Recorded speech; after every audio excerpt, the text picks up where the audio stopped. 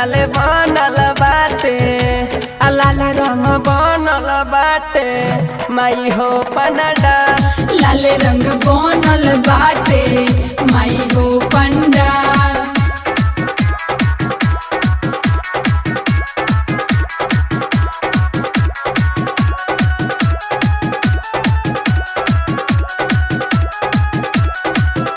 अरे गैया के गोबरा से माई हो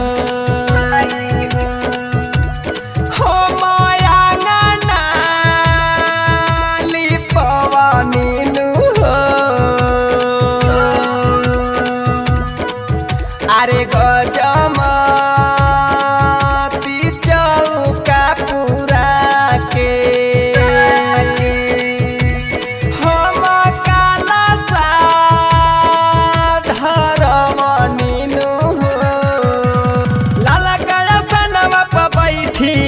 कदी माई ने हाल, लाला गया सनवा पर बैठी कदी माई ने हाल। लाले लाले बनल बावे माई हो पंडा। लाल रंग बनल बाटे माई हो पंडा। म्यूजिक बाय इकरार बाबू।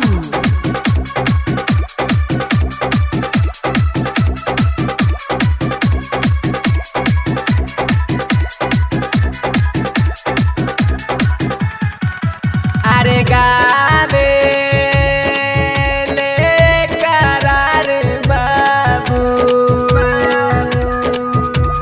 सुनी राउ रे पचारवानु हो। अरे गंगा तिवारी के माई हो और हादिया